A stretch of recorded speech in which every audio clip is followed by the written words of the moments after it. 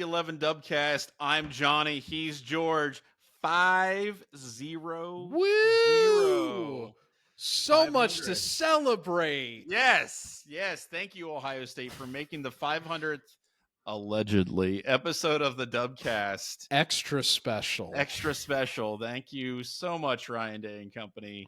What Everything's the hell great. just happened, Johnny? Everything's great. It's fine. Everything's cool.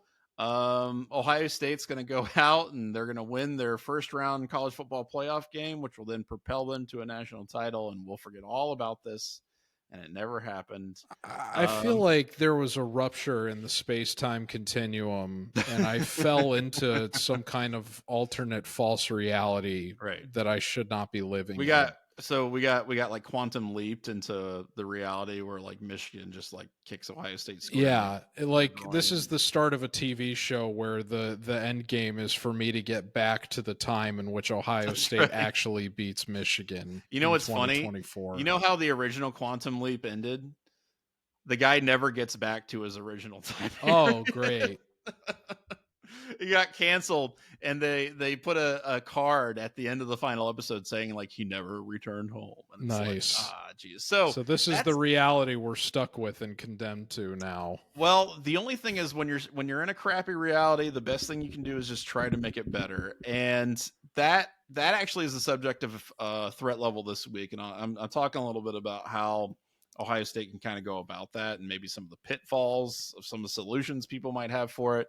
You can read that on Monday evening, which means prior to this being published. Anyway, here's the deal. The Dubcast this week is going to be a little more free flowing than we normally do. We're going to talk about Ohio State, Michigan. We'll do Ask Us Anything. And then I'm going to just cry myself to sleep. So however long that takes, that's how long it takes. Now, my guess is we'll try to keep this relatively condensed. We're not going to spend like, an hour and 45 minutes or 3 hours or whatever talking about this game. Even though we could, I just don't want to belabor the very awful points that we're going to have to go through because I'd rather just kind of purge this from my system and then never think about it again, except for every one of the next 360 some days until the next one.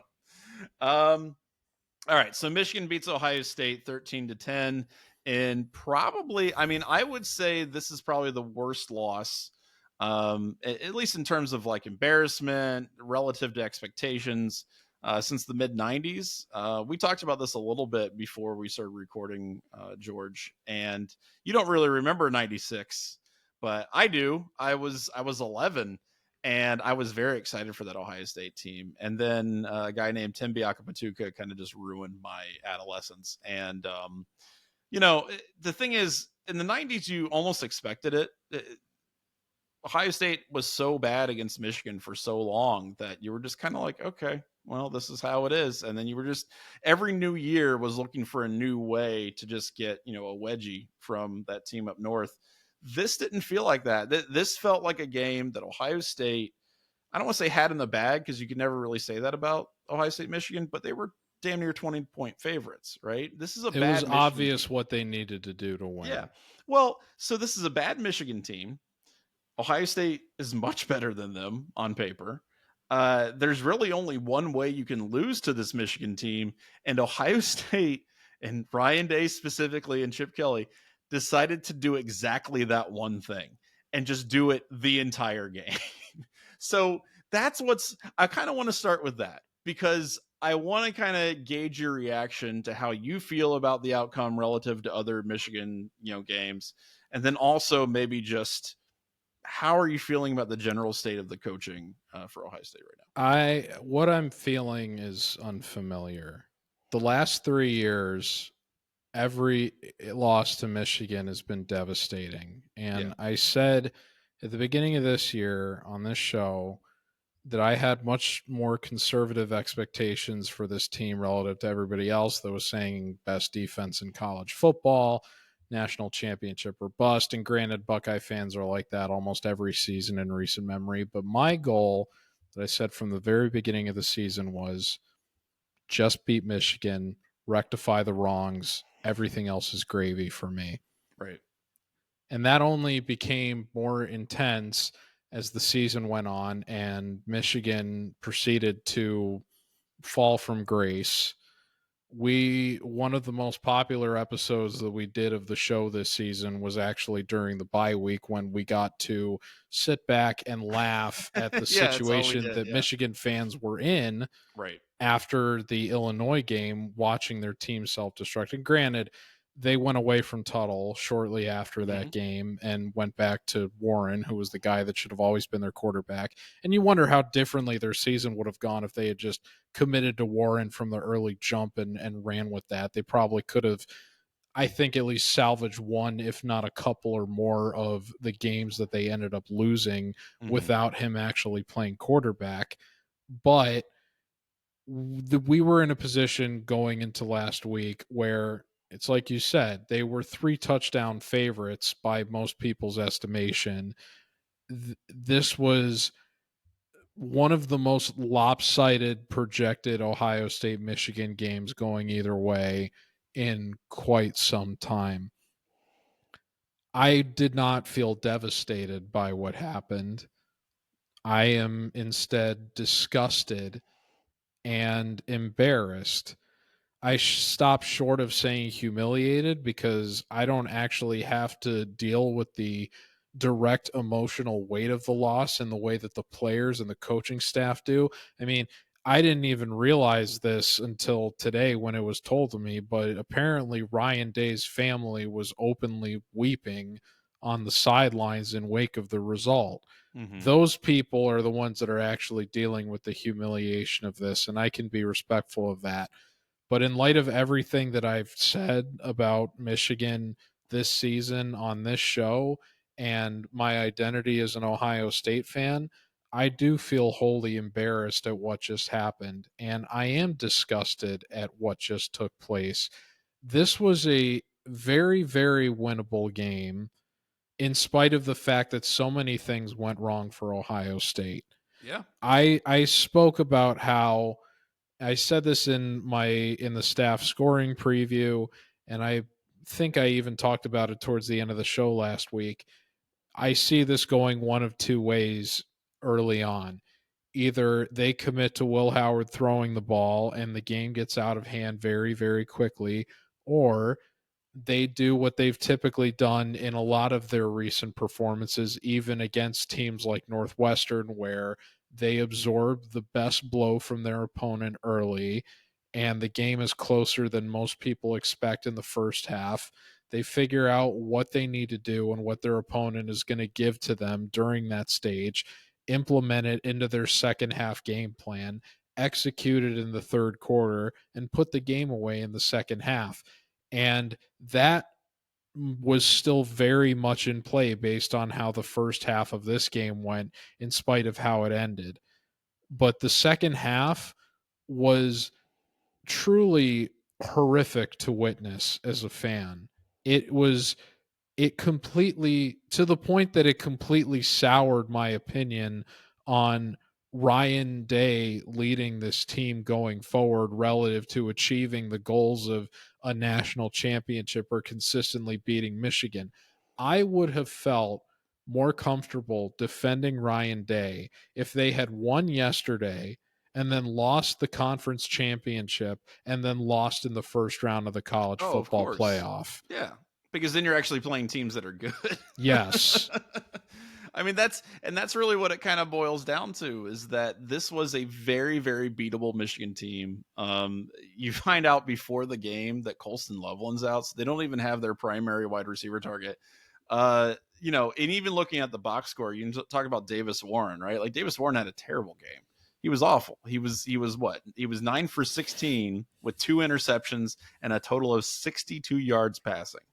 That's what he did. That's what Davis Warren did. And So that's as how bad we as expected their passing game to conduct itself if yes, Ohio State got out to a multiple score lead. They yeah, weren't going to be able to throw themselves back into it. right, And even with the lead, they couldn't throw the ball. yeah. No, they So were knowing they that, were why wouldn't you put yourself in the best position to win instead of entertain exactly the kind of script that Michigan need to make it competitive? right, It just and doesn't make so any sense. Yeah, so instead of, getting creative with a depleted offensive line, forcing, guys like Mason Graham and Kenneth Grant, forcing them out of position and making them move around and all this stuff, Ohio State decided to run directly at them for like a large part of the game. And, another thing that we talked about in the pre-show was you have this opportunity, to go down and score right before the half. You do. You run the 2-minute drill. You're creative, you're quick, you go up tempo. It totally messes with Michigan's defense. They don't know how to handle it. And And you I score a can't prove touchdown. this, but I don't feel like Ryan Day had any sort of meddling in that that sequence of play calling. Yeah, yeah, yeah. That to me just felt like Chip Kelly saying because this is how a lot of the 2-minute drill goes. And I'm not sure if it's going to come out by the time that this show airs, but I did a kind of special 11 Warriors content segment with Jason Priestis and Chris Lauderback and Ramsey Nasrallah and Chase Brown, kind of recapping the Michigan game. And one of the things that I said in that was that I can't remember what game it was earlier this year, but I remember listening to Tony Romo call an NFL game where he was making the point about how you see NFL teams, so even in situations where they haven't had anything going for the rest of the half otherwise, you see so often teams in the NFL have sudden offensive success during the 2-minute drill because they're just going through scripted, autopilot, reflexive, rehearsed plays, just Right. money, bread and butter concepts that they have to have ironed in, that you're just kind of running on impulse. And that is exactly what they were doing during that 2-minute drill where they got their only touchdown of the game. Yeah. And it feels to me like they were just kind of naturally doing Chip Kelly stuff in that instance, as opposed to just kind of forcing it with what Ryan Day might have been overwriting because they want to prove a point that this team is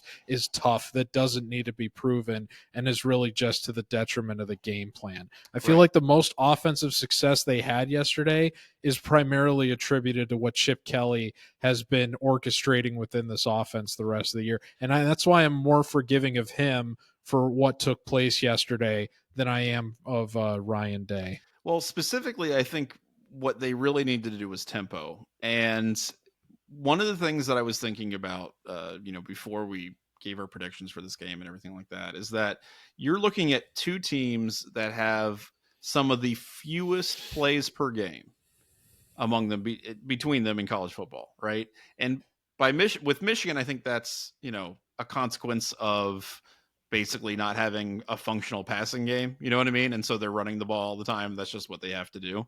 With Ohio State, I almost feel like it's by design, where it's like, we're going to do this. We're going to show you our looks, and then we're going to show you different looks, and then we're going to have a bunch of movement pre-snap, and that takes more time and blah, blah, blah.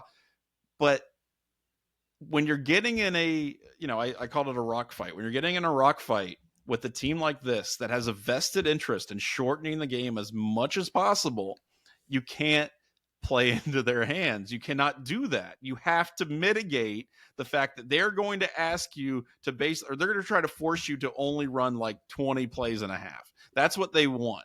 Right. And so I saw some of these statistics afterwards. So this is the craziest one to me.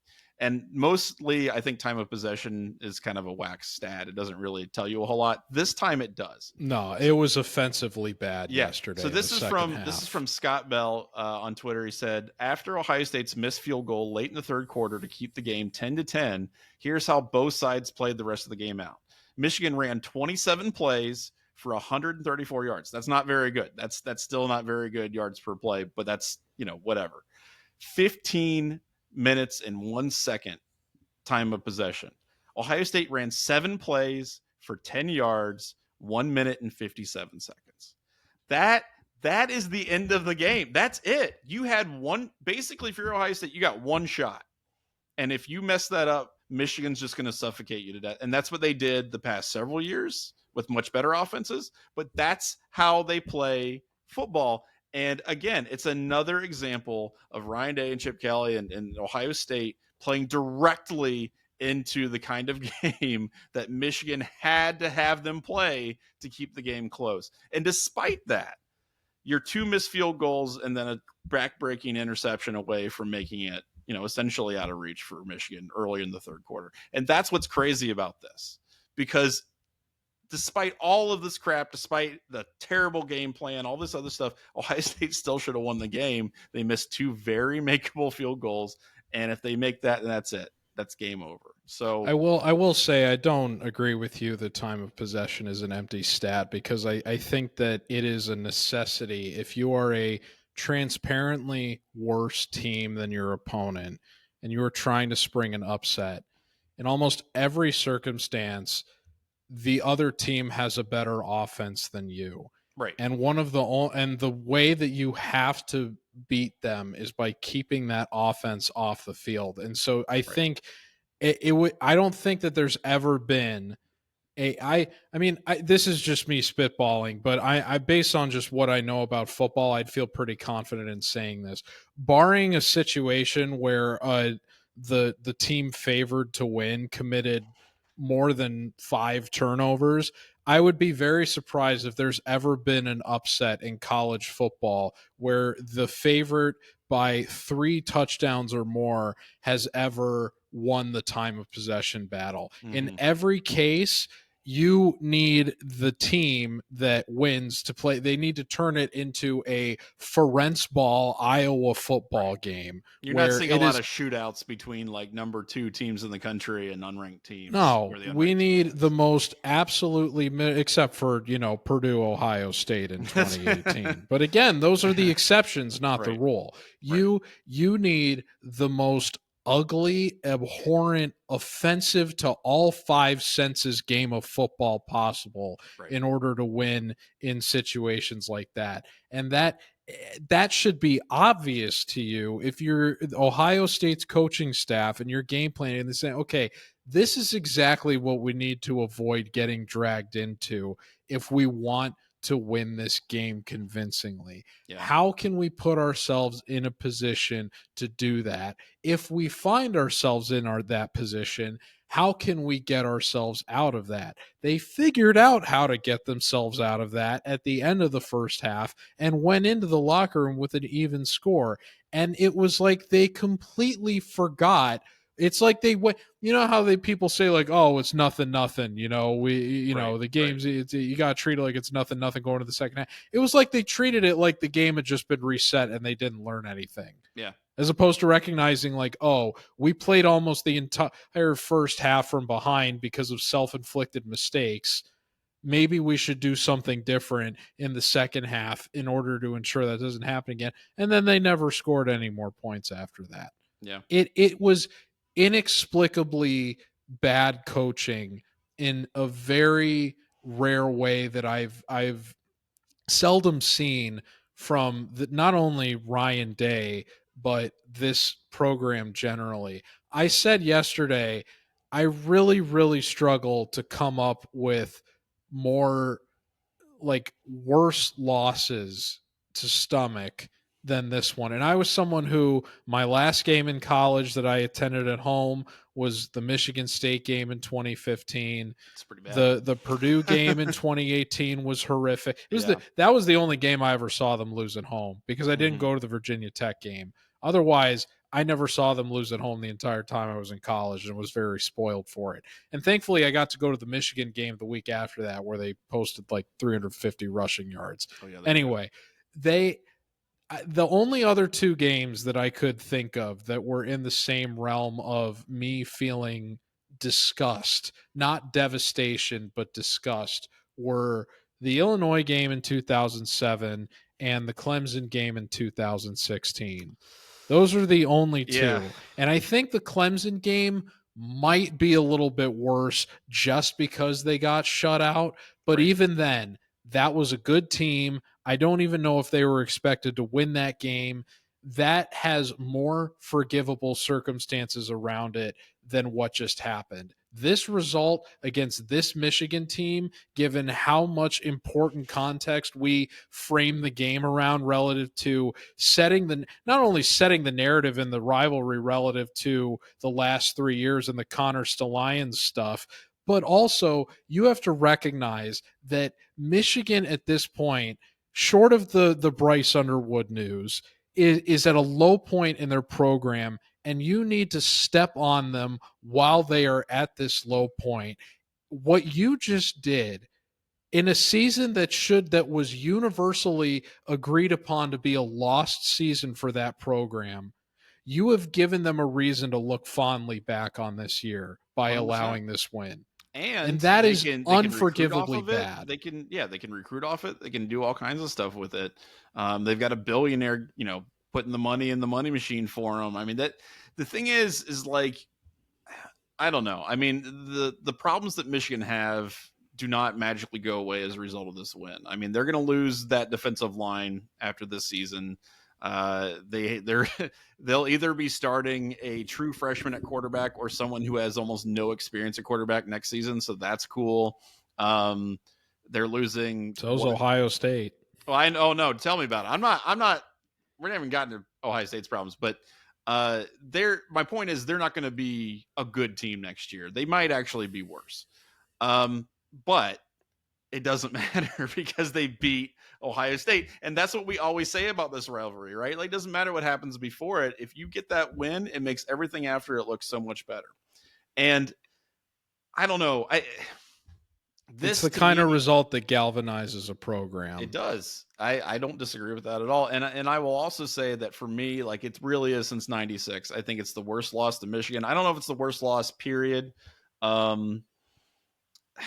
I mean, I think in my lifetime, I feel like it is, but I don't have any conscious memories of this team before 2002. So yeah, that's fine. I speak from a very spoiled perspective in that sense. I think the national championship game loss was shocking, but like, you're still in the national championship, right? It's not a regular season game against a terrible team, right? Like it's a totally different situation. So for me, I think it's got to be all the way back until 96.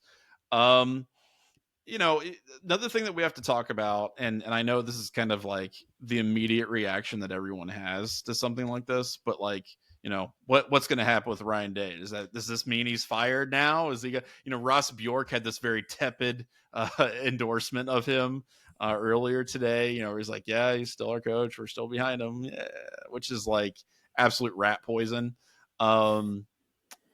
I think a lot of it depends on how the team comes out in their college football playoff game, which we still don't really know who they're playing or where they'll be playing. But I don't know. I think if he loses that game, I've always said it would take a lot for Ohio State to fire Ryan Day, given all the positive things that he's meant to the program and all the winning that they've had. But I don't think I anticipated Ohio State losing this game in the fashion that they did, confirming all of Ohio State fans' worst fears about Ryan Day as a coach. Let me put it this way. If they lose in some wacky way to Michigan, right, yesterday, I think that's a different conversation. If like, something. I mean, yesterday felt pretty wacky. It did feel wacky, but let's say like, a bunch of guys get injured or some, just some things that you can't account for, right, happen. I think that's maybe a best damn band in the land takes a field. During, yeah. Who knows? Right. Some insane thing happens that you can't account for. Maybe he gets a little more leeway, but because Ohio State lost in exactly the way that people have been criticizing Ryan Day for how he coaches, in that manner, right? And the worst aspects of all the things that people criticize him for were bright and apparent on field. I think that just gives more credence and momentum to the idea that he might get replaced. Now, I don't know how I feel about that personally. Like, I'm not saying it's necessary. I'm not saying it's the wrong decision, right? I'm not saying it's totally a terrible idea or anything like that, especially if they come out like they came out against Missouri, for example, in the bowl game. Like, if they come out like that, then yeah, hell yeah, fire the dude.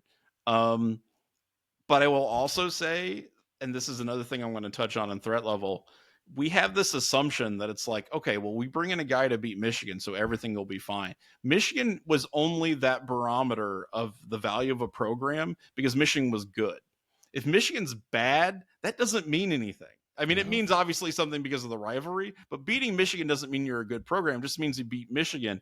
I don't know that that's No, really you have to beat James Franklin to be good. That's right. You have to beat James Franklin. But my point is that you might replace him with a guy that you're like, this guy gets it. He'll beat Michigan. But maybe all you're doing is you're just replacing him with a guy like Brady Hoke. And that's the thing. Michigan thought when they hired Brady Hoke that they were getting the guy who understood the rivalry, that would get him back to prominence, who was going to wear short sleeves in cold weather and, come up with nicknames for Ohio. And Brady Hoke sucked. He set the program back years. And I'm just saying, you may want to get rid of Ryan Day, and it may be the right move. But just understand that whatever comes after that could be much worse. And I think that's part of the risk that you have to be willing to accept if you want to get rid of Ryan Day. Yeah, it's kind of an impossible situation because, I mean, from where he's winning 90% of his games.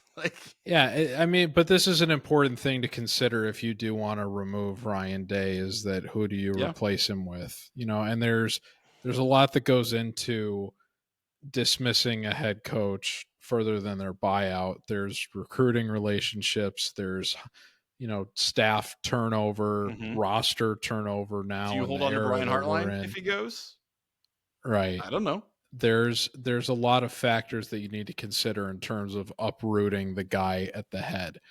At the same time, I don't know how you can look at the result that just happened and feel good about Ryan Day being the guy to lead this program to its goals of a national title, given the way that this team has consistently conducted itself in tense moments against the highest level teams in the sport. It's been a recurring pattern now. I will say, relative to yesterday, even though I'm still very critical of the coaching overall, primarily Ryan Day, I still point to the fact that Fielding didn't make two very, very makeable field goals and missed each kick from the wide of the inside post from both hash. That is a uniquely bad kicking performance. Right. I don't know if I've ever seen another kicker miss two field goals like that on opposite hashes, wide inside of the post from within 40 yards on each kick in the same game. That is, if he makes those, completely different conversation. Yeah, right? No, they win, and we're still critical of how Ohio State won the game, but it's it's like Al Davis used to say, it's just win, baby, and we move on to the Big Ten championship. But so in that sense, I do primarily blame Fielding, and I don't think that should be dismissed. And that leads me to my next point, which is that if Ohio State has a close loss in the college football playoff, perhaps one that comes down to a field goal and is missed at the end, as what happened 2 years ago with arguably the most accurate kicker in school history committing one of the most spectacular shanks I've ever seen. Well, I don't put that on him, given the fact that he was literally as he was running out, had to kick the field. There's extenuating circumstances relative to that moment, but the common college football fan doesn't remember that. They just remember the visual of, that's what Ohio State fans say to make ourselves ball dropping. 2024, then losing a right. I mean, that's what we say as Ohio State fans to make ourselves feel better about it, is to remember the full context. But in terms of what everybody else remembers about that moment, they just remember the ball sputtering way, way to the left and it just being a really, really bad miss. The same time they make that kick, Ryan Day just beat Georgia, and Ohio State in all likelihood goes on to beat TCU for the national championship. And then 2 years later, we're in a position where Day has perhaps been sabotaged by his own kicker again, in terms of this being a game that Ohio State could have otherwise won. If they're in another similar situation like that in the college football playoff, if they do narrowly lose their first round game under similar circumstances, I think it's pretty safe bet that Ryan Day is coaching this team again next year. I feel pretty safe in saying that. But if they get ran out of the playoff If they compound the latest spectacular failure with another one in the immediate aftermath of what just happened, I think it's going to be very, very difficult for Ross Bjork to keep Ryan Day around. You know what's funny is I almost feel that, I mean, obviously if they get blown out, that's worst case scenario for Ryan Day keeping his job. But honestly, I feel like if they lose in the same kind of situation that they lost against like Georgia or whatever, that's just gonna that's gonna force every Ohio State fan to relive that moment and then make them even more angry and go, oh, we got to get rid of this guy. So I feel like you have to win that game if you're Ryan Day. But if there's a similar spectacle in terms of it coming down to a field goal and the kicker misses, particularly if they miss like that, it's going to be too easy for the people in defense of Ryan Day to point to saying, he just keeps getting sabotaged by his kicker. Right. Where they had him right there. It was a bad kick. Blah, blah, right. Blah. There's an out for excusing Ryan Day. And I think there's even an out for excusing him yesterday based on Fielding's performance if you really want to take it that far. Sure. But given a lot of what we've seen and how within reach that game was in spite of Fielding's performance and in spite of the fact that we got a double dose of bad Will Howard relative to the standard he had been setting for himself throughout the rest of the season, I don't know how you can feel good if you want to see Ohio State win a national championship. How can you ignore that in the context of being confident in Ryan Day to make the right decisions to guide this team reliably to victory? We were willing to write off the clock management and a lot of the other decisions made on the final drive against Oregon, just as keeping it within this season, especially because Oregon has remained the best team in the country, and Ohio State only lost that game by 1 point. Now, one area that we, talking pre-show, do disagree with a little bit is what the end of the game could have resulted in if things had gone a little bit differently. If Ryan Day doesn't commit the Chris Webber-esque blatant ridiculous error of trying to call consecutive timeouts that he wasn't allowed to use and gets the equivalent of a Chris Webber technical foul that results in a first down for Michigan in a situation where they otherwise would have had third and medium-ish, still would have had to convert, and they would have absolutely kicked the field goal to take the lead if they didn't get the first down in that situation. I mean, they were fine either way, You have twice as much clock to work with in a scenario where you need to go down and get into field goal range for a potential tie as you would have otherwise. And any team in that situation presumably is playing much less tense under that circumstance where they have twice as much time to work with than what Ohio State ultimately had that resulted in them turning the ball over on downs to end the game. I mean, I understand what you're saying. I don't think at that point, I think Ohio State mentally was just washed. Everything you had seen up until that point of the game pretty much confirmed that they just. So are you more forgiving of that error from Day because of that? No, I mean, that's still ridiculous, but I don't think it would. I don't think it impacted the outcome of the game. Let me put it that way.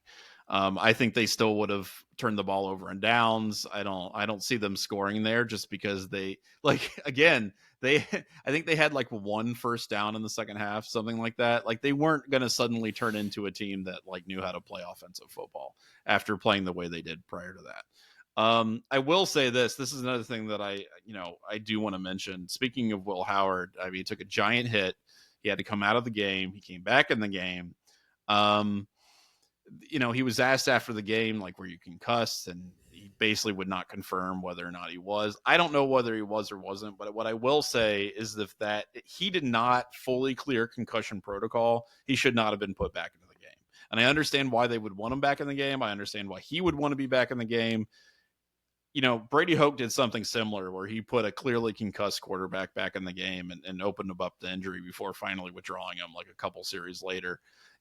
You have to put someone's health over it. And even if it is the Michigan game, I don't care.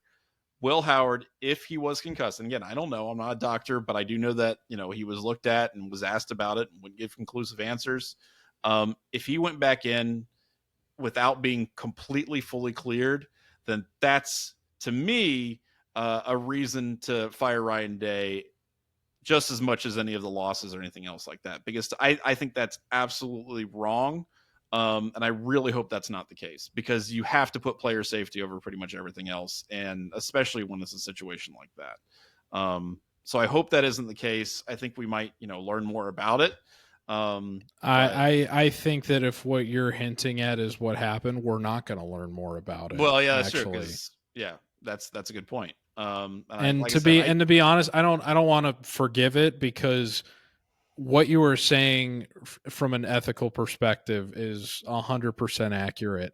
At the same time, as somebody that willingly masked and played through multiple concussions themselves during when I played football, and having known firsthand that this is something that not only my teammates did, but that this is just something that regularly happens in football culture to begin with, in spite of the emphasis that has been put on concussion protocol and safety in this day and age. And in spite of the fact that, I didn't have like an independent medical staff reviewing my well-being during that circumstance. This was high school football. It's not the same show as D1 Ohio State. At the same time, this is a thing within football culture where it would not surprise me if that's actually what happened.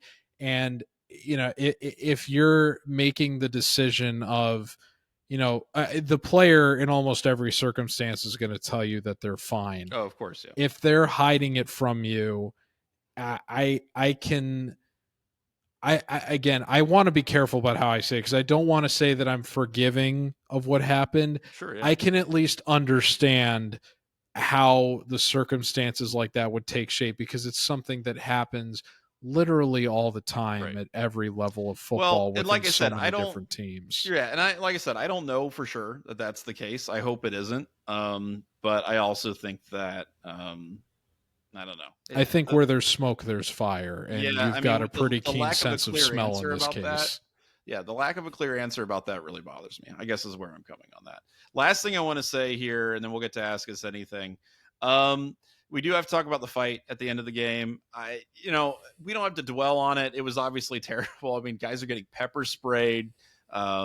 Reporters are getting pepper Couldn't sprayed. have happened to a nicer bunch. Yeah, I mean, just ridiculous crap on both sides. You had Jack Sawyer, who was like, the Ohio State players were just glad Garrick made it out okay. I am too. He was right in the middle of it. They were singing Carmen, Ohio. Michigan players started to plant the flag. A bunch of Ohio State players, including Jack Sawyer, who was caught on video getting really upset about it, decided to confront them, starts a melee. They're briefly separated, and then a Michigan player, Moore, number 8, runs around with the flag around Ohio State players and like rubs it in their face. I thought that was Donovan Edwards that did that. I thought it was Donovan Edwards. It's not Donovan Edwards. Oh, okay. Moore, yeah. Re-instigates everything. And that leads to the flag being thrown on the ground, all this kind of stuff. Punches are thrown, whatever. Both schools have been fined $100,000. It seems like the Big Ten is done with it from there. So no suspensions on either team, which I'm fine with. I mean, who wants to try to parse that noise? I think probably the most striking image of all of that, besides the fighting and everything, was Ryan Day just kind of standing there and like, what happened? What happened? Well, I don't know, dude. You're the coach, and you were right by Jack Sawyer as he was like losing his mind. So maybe you should have tried to do something instead of just standing and looking blankly into space. Obviously terrible. As far as flag planting goes, obviously, it's insulting.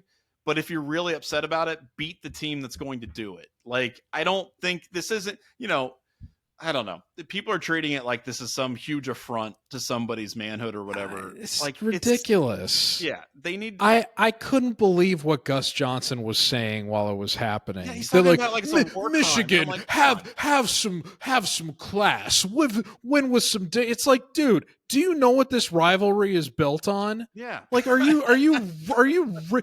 you think you are right now, The Gus second Johnson? Ohio State beats Michigan in Ann Arbor, like the next time that happens, it's the exact thing that Ohio State's going to be One doing. of the most iconic moments in the history of this rivalry is the pregame inverse of this very instance, where Ohio State has already taken the field before Michigan is going to come out, and they tear down the M Go Club banner before the game even happens. Yeah. They still got to play a football game after that, and they did that before the game.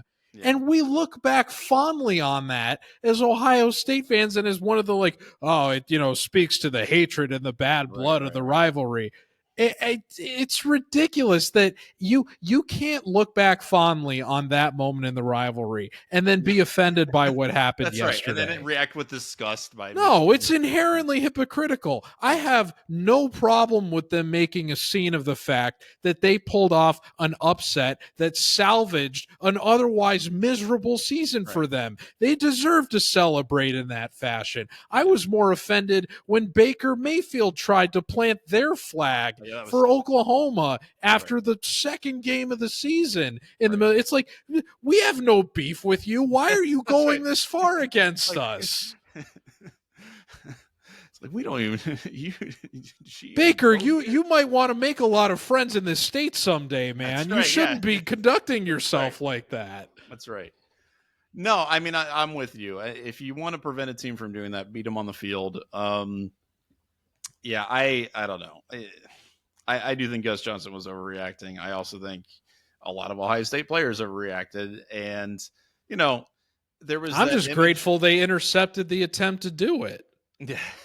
Well, you know what's funny? So that immediately made me think. Now, granted, this wasn't a winning effort, but during the Civil War, there was a Minnesota regiment that captured a Virginian regiment's colors, right? It captured their flag. And Minnesota keeps those flags on display in St. Paul in the state courthouse or something like that, or the state capitol building or something like that. And Virginia has periodically asked for them back, and Minnesota keeps saying no. They keep telling them to go to hell. Like, we got these fair and square. If you want them back, you can come get them. My only the aside from obviously the fight and everything, one of the things I was disappointed about was that they didn't keep the flag once Jack Sawyer tore it down from the pole. Yeah, they should have ran into the locker room with it and been like, "This is ours now." Yeah. Again, that's kind of petty and a losing effort. But I almost wish it would have turned into some kind of... I mean, it would have diffused the situation outright. It's like, there's no flag to plant now, so you can go back to the locker room. I think that was after the flag planting, and then, Moore from Michigan was running around with it and, through Ohio State players clearly trying to, start. Yeah, but no, it's like you've already repossessed the flag. Don't give it back. Yeah, exactly. You're absolutely right. Anyway, so... that sucks. Everything about it sucks. But what doesn't suck? First of all, the dry goods store at 11warriors.com. Dry goods at 11warriors.com. Shirts, hats, stickers. Check it out. Let's do Ask Us Anything just briefly. We got a lot of questions. Shockingly enough, most of them were after the game. Oh, really? You can send us questions of your own to dubcast at 11warriors.com. Let's go ahead and talk about it. This is from Brian, who says, who's the coach for the bowl game? Ryan Day. Who is the coach next year? No freaking clue. Who is the coach in 2026? No freaking clue. I saw I like how he said bowl game under the impression that they're not going to make the college football. Yeah, I know, playoff. Right? Yeah. The Alamo Bowl. I saw an article in the immediate aftermath, Dillingham. And it's like, dude, who freaking knows? It's way too early. Yeah, I think that was just people on the Arizona beat taking the piss. Oh yeah, I think that was just them wishfully thinking, Well, yeah. Yeah, Arizona State's had a great season, but it's also his second season there. Come on. I think the only serious candidate at this moment like would be Vrabel, and I'm not even totally in favor Vrabel's of that that. good. Yeah, I mean, like I understand people like him, and but again, this is what I mean when I'm talking about a Brady Hoke hire. Like people love him because he went to Ohio State and he's like a tough guy and he looks scary and all this stuff. He's an iron jawed linebacker. But Vrabel has at least had success at the highest level of the Sure, yeah. sport. I mean, he He's a knows how to get. stronger candidate than anybody Michigan could have hired pre-Harbaugh. I agree with that. I do agree with that. Next one here. This is from Kevin, who just says, "Fire Ryan Day."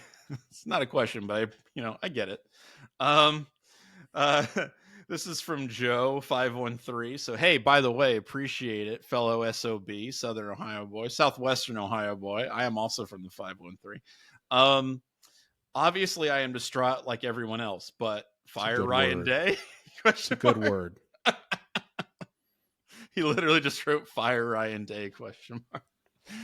I don't know. I mean, I wouldn't be opposed to it because, like I said, I don't think that this is the guy. If your goal for this team is a national championship, I don't know how you feel good about this being the guy to guide Ohio State through the tense moments to get to that point. Yeah. I won't be upset if it happens, barring a catastrophic failure in the first round of the playoff. I can understand keeping him under a circumstance, even if they lose a close game. But in the same way, I had conservative expectations for this season, and I'm emotionally checked out of this current season after they didn't achieve the one goal I had for them. Yeah. I'm going to be pretty much emotionally checked out of every Ohio State season going forward as long as he's head coach.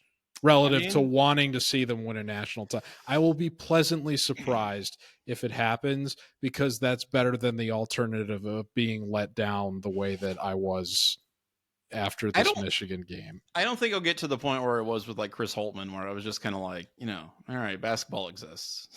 I'll acknowledge it and I'll watch it. But because it isn't that dire. Yeah, no, I'm too invested in the football team, but I do think that it does lessen some of the appreciation a little bit. We also don't expect the basketball team to compete for national championships every year. That's also very true. All right, this is interesting. This is from Peebs. This is gonna maybe make you feel a little bit old. Did you say Peebs? Peebs, yeah. That's a great name. I think so too. It's not his real name. I wonder if Peebs knows Chaz. No, Peebs is a real person. So Peebs says, my entire adolescence was filled with stories of OSU's triumphs over the Wolverines. Ohio State has beaten that team up north once in my entire adult life. I am 24. I have young cousins from Toledo who are annoyed by the fact they have to root for this team instead of that team up north because we lose every year. I'm genuinely feeling disgusted and depressed. I'm just going to quit my job and shackle down in my mom's basement for a while. What is the pound of flesh Ohio State fans need to give to this program in order to comfortably expect Ohio State to beat an unranked Michigan team at home while they have the best talent in the country? Okay, Peebs, you need to rewrite that message in a letter and send it to the Woody Hayes Athletic Center so Ryan Day can read it. So Peebs goes on for a little bit. I'll wrap up though this last paragraph. Can you say anything to cheer me and others up? Is there a light at the end of the tunnel? Why are we still here? Just to suffer? How did you guys survive to the 90s? Whoa. Okay, so a couple things, Peebs. First of all, I did survive the 90s. I'm already a demon, Peebs. That's right. It was pretty bad. Maybe the question you should be asking yourself, though, is how did Michigan fans survive the 2000s and the 2010s? Because I seem to recall them getting the absolute crap beaten out of them on a yearly basis pretty much every year. And now this is what we have. So I know you're 24. Time seems short. It feels like, a long time is a long time, but it's not. It still blows my mind that prior to COVID, like 2019, if you were born in the year 2000, you basically think of Michigan as a slightly better Illinois, right? Like up until that point. That's kind of how I've been exposed to them anyway. Because I don't have any conscious memories of this team before 2002. Right. So I'm not the best person to ask for sympathy on this issue because, like I alluded to earlier, I've been very, very spoiled in terms of enjoying the success of this team and this rivalry. I'm just saying 4 years in a row is terrible. First of all, it's not nearly as bad as the way it was in the 90s. And it's not even close to what Michigan was dealing with for basically 2 straight decades. a little historical perspective I think might be helpful. I also, I think this 10-year war out aside, this is a rivalry of streaks, right? This is a rivalry where going back well over 100 years now, almost 120 years, one team will dominate and then it'll flip and then the team will do something else. I think the reason why that's the case is because both teams view their accomplishments and their worth as reflection of how well they perform against the other team. And that's worked for Ohio State and Michigan for a long time because both teams have been very good for a long time. One of the things that I again, I'm going to touch on in threat level is what happens when that other team isn't necessarily that kind of measuring stick, right? So how do you compare your accomplishments versus the other team? And I guess my point is that I would hope that this galvanizes certain changes in Ohio State. I do think that there needs to be a more like a re-emphasis on the offensive and defensive lines. For example, like Ohio State, we get very excited about these 5-star wide receiver recruits, which is awesome. Well, how have they helped us beat Michigan the past 4 times they've tried to do it, right? Like, hasn't worked out super hot. So I do think that there are certain things that you can take away from this and certain ways that Ohio State can, become better as a program.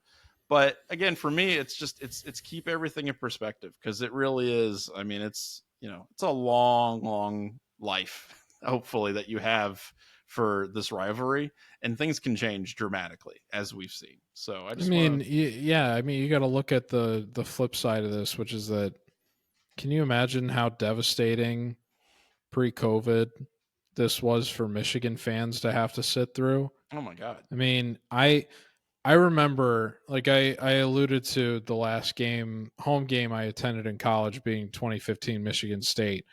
The week after that, they went to Ann Arbor, and I went up there with them because I was like, okay, the last game that I attend in college is not going to be that result. Sure, I'm going to the Michigan game, and I sat. I went with my dad, but I went with my friends who sat in other parts of the stadium. My dad and I got seats. They weren't together, but we were in separate parts of the Michigan section. I was in the Michigan section for that game in 2016. I remember singing the band fight song at the beginning of the game. Men of Scarlet and Gray, break right on through that line. I remember singing all the words and getting booed and pretty much everything short of beer dumped on me by all the Michigan people sitting around me. I remember hearing them talk about how Zeke wasn't going to break 40 yards on the day or whatever. And then they handed out just an absolutely humiliating ass kicking. They ran for over 350 yards on the ground against this Michigan team that day. It was utterly humiliating. They took all the frustration of losing that Michigan State game and having their entire season basically evaporated by that result and took that frustration out on a Michigan team they had already been beating for like 4 or 5 years in a row at that point. And I remember the stands getting emptied out early. And it's funny that I made the point last week of talking about I hate when people will like look for better seating positions to move up to in the stadium as the game. Did you do that? The stadium. Hypocrite. The stadium, first of all, it's not my home team. Second of all, disgusting. The stadium empty. I feel better about invading other people's turf. This was after the game had not become competitive, and I gradually moved up. And as I did that, just because I want to ruffle some feathers. I just want to point out that I retroactively won that argument because you just admitted to that. Don't care. I was wearing my Ted Ginn jersey in a sea of Michigan people, and I was like, I'm gonna let all these people know that I'm doing this. Mm-hmm. Like I'm gradually encroaching on their space, and there's nothing they can do about it because they're down bad and And I remember there was literally one guy I talked to who was an alum that played on the team and went on to play for the Chicago Bears in like the 1940s or whatever. Or so he claimed. This guy was literally in a catatonic state. Like he was almost yeah, like I talked to him respectfully because I was glad he was even willing to entertain me, but you could tell it was crushing his soul that things had gotten this bad to this point, that an Ohio State fan would feel emboldened to encroach upon his season ticket holding space. And there was really nothing he could say about it because of how empty the stadium was. From 2004 till 2019, Michigan won one game versus Ohio State. And that's, I mean, again, perspective, looking at the historical I feel like that's helpful sometimes. Just keep that in mind. Things can always reverse. Last one here, by the way, I really appreciate Jen saying this because this is a great segue. But first off, congrats to 11 Warriors in the 500th episode of the Dubcast. Thank you for congrats to Johnny. It's not actually the 500th. I've only been here for a little bit. Say it is. We've recorded many more than that. I wish we were in a celebratory mood that week, but alas, that's not the case. Okay, so alas indeed. Yeah, we talked a little bit about there were 4 flag plantings this past weekend that all basically went awry with like melees and scuffling and things like that. What are your opinions on the NCAA issuing a statement attempting to ban the behavior? I think it's a bad look for both teams and only a matter of time before someone seriously gets hurt.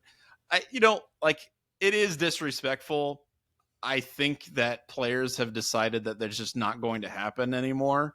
And the only way to police that really is to prevent it from happening in the first place. So I personally don't think it's like the actual act. I'm not offended by it. I don't think it's like the worst thing in the world. But if players are going to be reacting in that way, then yeah, you have to ban it because it's just going to result. Is it more potentially destructive than fans rushing the field after a win? No. But it's a bad look. Are they going to take steps to stop that? Yeah. Well, we saw what just we saw what just happened at the end of Arizona State BYU a couple weeks ago, where they rushed the field early and then they got to spend 45 minutes and they don't even get them back into the stands. They're just like, all right, the best we can do, get up to like the edge of the sideline, and then we're going to run the last play of the game the opposite way so that you guys are as out of the way as possible. That has potentially way more destructive consequences than I guess it's a little different during rivalry week.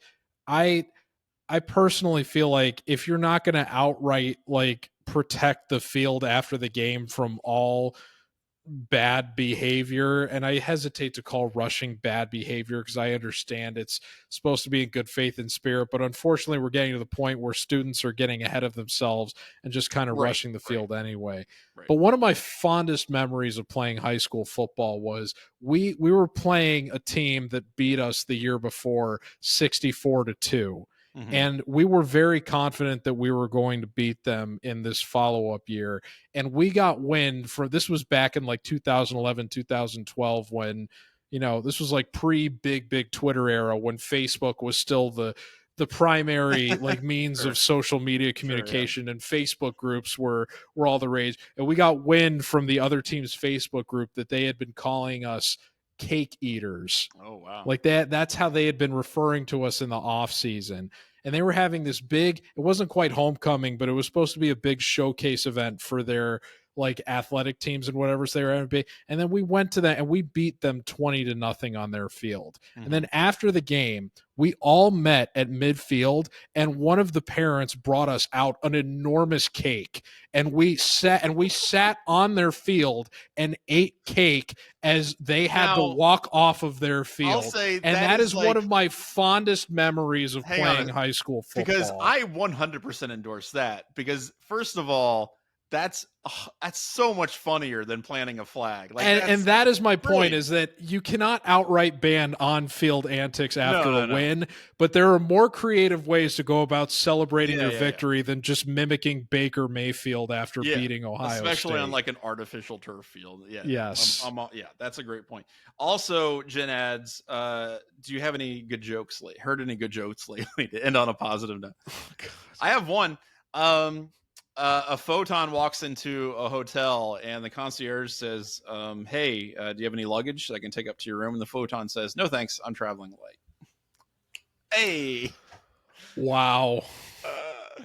That was a dad joke if there ever was one. Yeah, I got a lot of those. The one I always tell when I get put on the spot for this, because I've been in situations before, like go on a date and a girl's like, tell me a joke or something. It's like,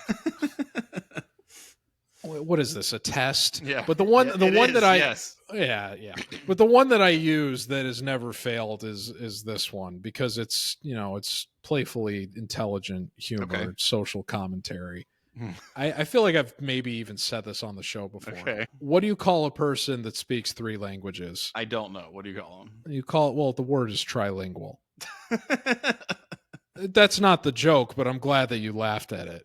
What do you call a person that speaks 2 languages?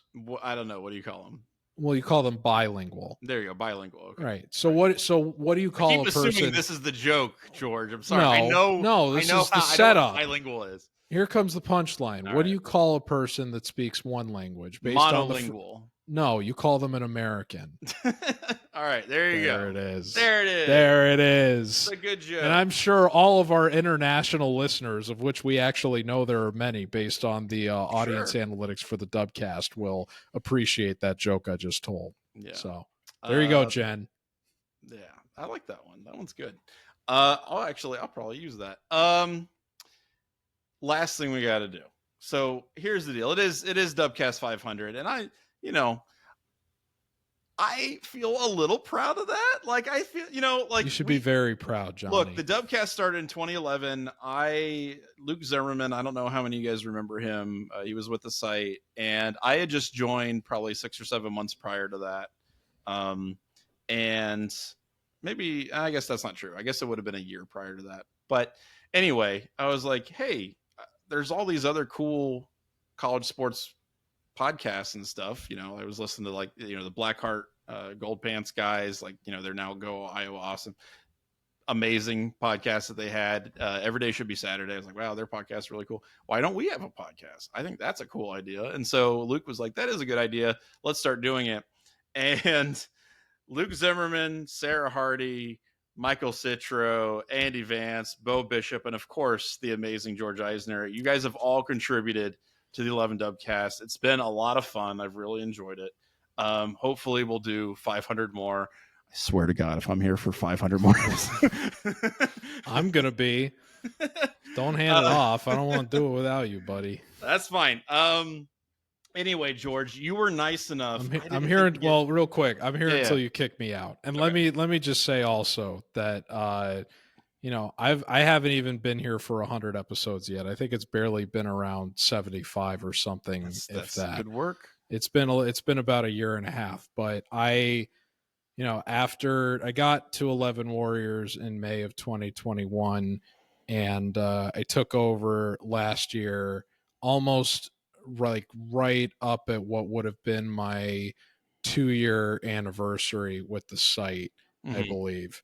And I have to say that it was reinvigorating for me thinking about my time at 11 Warrior. I was genuinely surprised when you asked me to take over for Andy, as he said he had to depart, and I was very honored. And your vote of confidence in doing this, especially because I had done podcasts not only covering this sport, but trying to I tried starting a Chicago Bulls podcast in 2017 with 3 other people writing at SB Nation that didn't make it 3 episodes because I didn't know what I was doing with sound production, and it was just terrible, and it ended up flattening out. So I didn't even really know if I was going to have an opportunity to do anything like this again, or if I even wanted to, or if people thought that I was good. You giving me the vote of confidence to do this show has been, I mean, I've since gone on to start another podcast covering the MMA betting space, and it has been reinvigorated my spirit in terms of discussing Ohio State football, and it's been a really, really nice outlet for me in the last year and a half, and I owe that very much to you. And I think it speaks to your ability as a showrunner and a talent incubator that people like Bo Bishop have gone on to such great heights after moving on from the Dubcast. That's right. He might have won a daytime Emmy before being on the Dubcast, but afterwards is really no.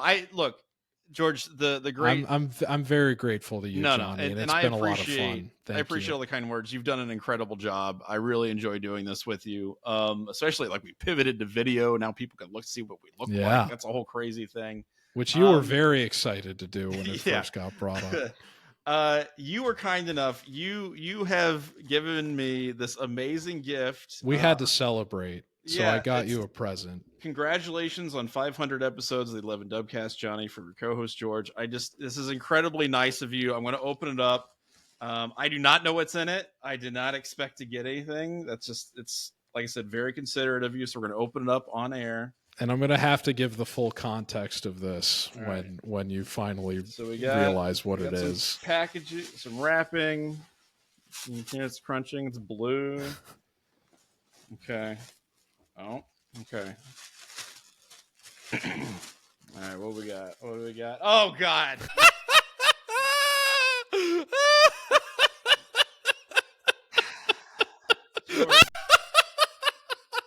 Come on.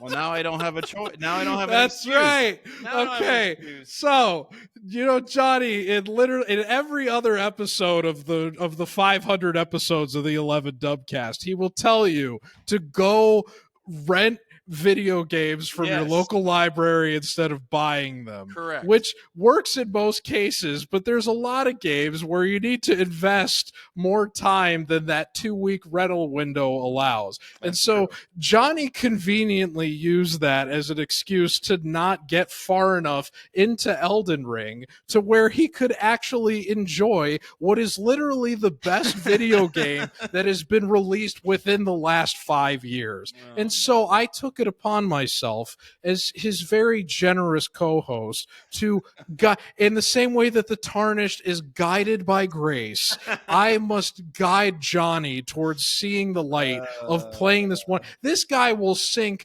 200 hours into Baldur's Gate 3, but he won't finish Elden Ring of his own accord. I won't stand for that. And so, Johnny, now you can go at your own pace and finish this masterpiece. And I even got you the Shadow of the Erdtree DLC too on top of it. So you can get through the whole thing at your own pace and enjoy it. And Johnny, I promise you, it is the best game that has been released in the last 5 years. There's no qualms about it. And it's a great game for taking out and overcoming frustration, which in light of the most recent Ohio State football result, you're going to need an outlet for that. Yeah, no kidding. Well, thank you, first of all. That's incredible. I feel like this should be a springboard. We really should maybe do a little side hustle podcast where we talk about my progress for this thing. I'm going to die so many times. I bet Chaz will write in periodically and ask how you're coming along. That's right. To see how the Tarnished is moving through. What's it called? What's the name of the land? The Lands Between. The Lands Between, yes. All right. Well, thank you. That's fantastic. I really appreciate that. That's the same way we refer to the space between Columbus and Ann Arbor. Yeah, that's right. The Lands Between. All right. Well, we'll see how I go with Melania. He's so happy I got him this. Can't you see the optimism radiating from his face? No, but I do appreciate. No, that's sick. That's great. Well, 500 episodes. So good. 500 episodes. Thank you again to everybody who has been listening. By the way, real quick, before I forget, there's been a lot of listeners who have been with us for a very long time. I also want to add to that. So I don't want to I'm probably going to miss a bunch of people, but like Kevin, for example, our good friend Alvin, Brian, a lot of you guys have been with us for a really, really, really, really, really long time. If I'm missing anybody, write in and tell me that I forgot you. I know there's people who have been sending us emails since the very beginning. So thank you so much. You guys are just kick ass and really make this show what it is and have contributed really a ton to this show. I'm not choking up. I just have phlegm. So it's unfortunate that we couldn't get it, on a win here, but I do really just want to say I appreciate everybody involved and everybody's been involved. And I hope you guys keep listening. So until next time, I'm Johnny. I'm George. And we'll see you then. Take care, folks.